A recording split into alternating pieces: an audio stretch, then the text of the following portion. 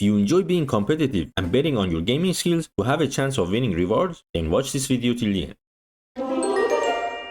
Hello gamers, Cryptokoosha here. Today I'm looking at Yooldo, a gaming project that has 2 games already, which I will very briefly look at. And as the title suggests, if you are an indie game developer, watch this video as it might help you fund your next game. But before I start, please note I do not have any investment in this project, nor am I sponsored by them. Now let's judge into it. What is Yooldo? It's a multiverse content and P2E platform to create a sustainable P2E game ecosystem, according to the white paper at least. They even say gamers can earn living income for their own gaming skills. If you have been around Web3 gaming for a while, you would recognize these talks from when Axie Infinity rose and eventually crashed. Everybody back then talked about coming up with a sustainable income model for gamers, and unironically, this paper is from 2 years ago. So why did I get interested in this project? It's because they recently had a raise, and with the previous raise they had, I said to myself, it's either a good project or a good case study for indie developers to learn how to raise. So I had to read. And what stood out in their white paper is their new P2E model. It says their first game has a deflationary reward token. To quickly go over the Trouble Punk game,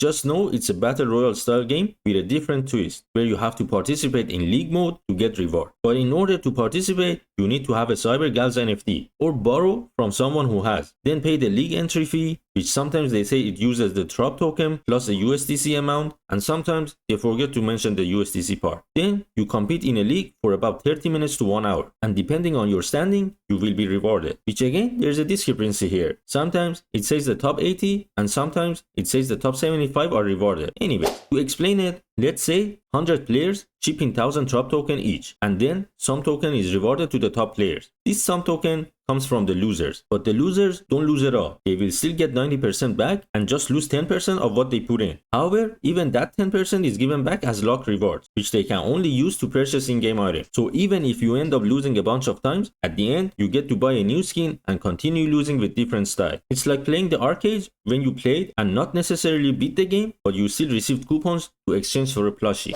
Now here's my problem with this. According to the current exchange rate, each Trop is 1 cent. Going by our example, it means each player is putting in $10 to win 25 cents. Or let's look at it this way. The 25 people who lose their 10% means $25 is generated. This $25 then needs to be distributed among the 75 eligible reward winners, and also some of it goes to the devs and some for the treasury, meaning less than 25 cents is technically given to the winning players. And if a player has borrowed his NFT, they will be sharing that 25 cents with their patron. So what's the point? What is actually being done here? And why can't the fees be in stables? And we already have many Web2 games being played as tournaments with people betting on their own skills. And to add my subjective opinion to it, the game is not something I would play as a competition. Don't get me wrong, it's a nice looking game. They even won the Best Graphic Award for Korea Unity in 2022. And with its different camera angles and gameplay, it is a fun game. But it doesn't feel like an esport game to me, at least at its current state. Then there is the jury trial session, which I get the idea of trying to clean the game from cheaters and bad actors. But with 25 cents on the line, it's a bit of a stretch. However, I will explain it. The idea is when a league is over and you as a player felt that some other player was cheating, you can open a case by putting some Trop as collateral. Then the defendant has some time to appeal, which it mentions by sending a video of their gameplay. So I guess everyone should be recording their gameplay, because if you don't, then the jury will find you guilty. But the worst part is that the jury also puts in a collateral, and before the trial starts, they can bet on if a cheat has happened or not, which if they are wrong, they will lose their collateral. But how can they be wrong if they are the ones who decide what's right or wrong? Anyways, and lastly, the Yooldo token.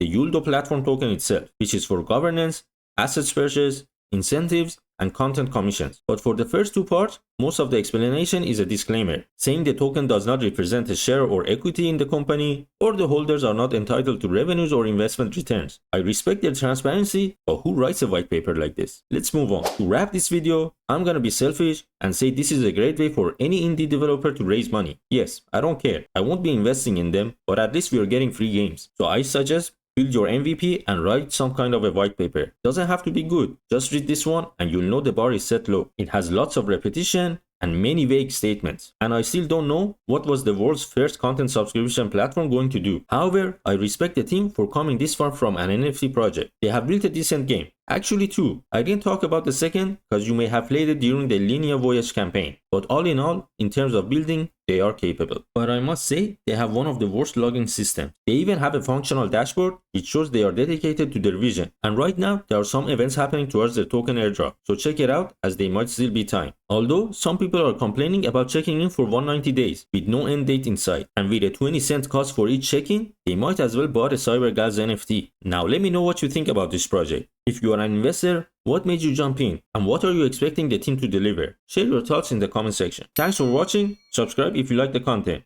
And one more thing, if you ever see in a white paper they write cryptographically secure fungible protocol token, they are probably dressing up things. Bye!